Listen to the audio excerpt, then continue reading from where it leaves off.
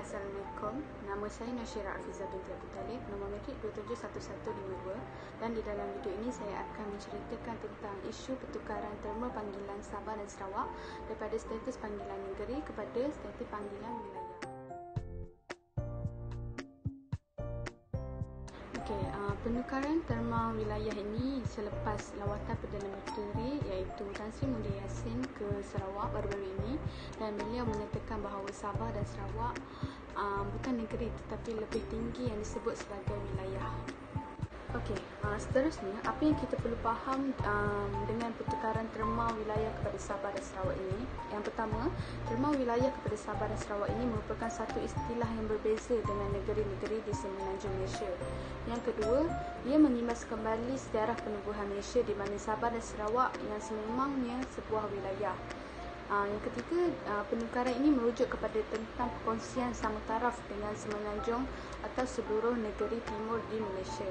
Seterusnya, pengiktirafan Sabah dan Sarawak ini sebagai wilayah, ia tidak sama maksud dengan wilayah Persekutuan Kuala Lumpur, Putrajaya dan Labuan.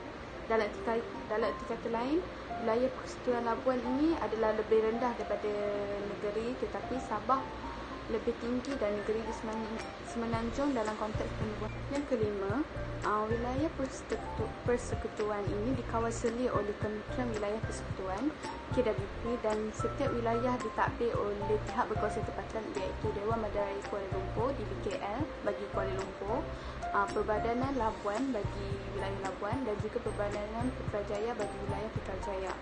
Ini sangat berbeza dengan wilayah Sabah dan Sarawak yang telah ditukar kepada status wilayah. Ia berbeza dengan tiga wilayah yang sedia ada seperti Kuala Lumpur, Labuan dan Putrajaya yang dikatakan sebagai selain itu, dapat kita saksikan juga Kementerian Komunikasi dan Multimedia Malaysia KKMM sedang melaksanakan pertukaran nama cawangan bagi semua agensinya yang berada di Sabah dan Sarawak, yang bertujuan untuk memisahkan dua negeri itu daripada panggilan negeri kepada wilayah yang baharu.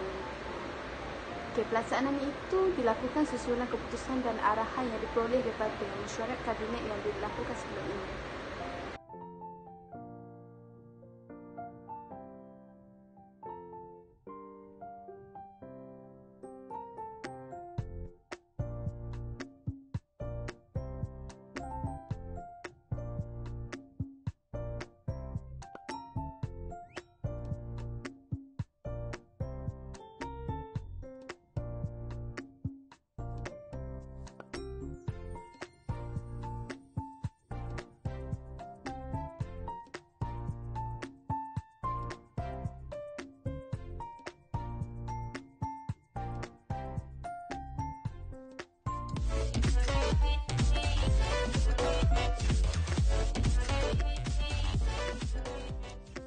Pertukaran terma wilayah kepada Sabah dan Sarawak adalah satu istilah yang membezakan dua wilayah ini dengan negeri-negeri di Semenanjung. Timbalan Ketua Menteri Sabah, Datuk Seri Dr. Jeffrey Kitingan berkata, dalam konteks penubuhan Malaysia dan tiga wilayah iaitu Sabah, Sarawak dan Semenanjung yang bercantum untuk menubuhkan persekutuan. Menurut beliau lagi, ia adalah satu istilah untuk membezakan Sabah dan Sarawak daripada negeri-negeri di Semenanjung kerana bercakap tentang perkongsian sama taraf dengan Semenanjung, berarti tiga wilayah entiti yang sama. Ujar beliau lagi, pertukaran terma wilayah ini adalah untuk mengelakkan kekeliruan dan memerlukan istilah yang tepat dan jelas. Pertukaran nama kedua-dua negeri itu berkuat kuasa serta-merta pada 8 April 2021.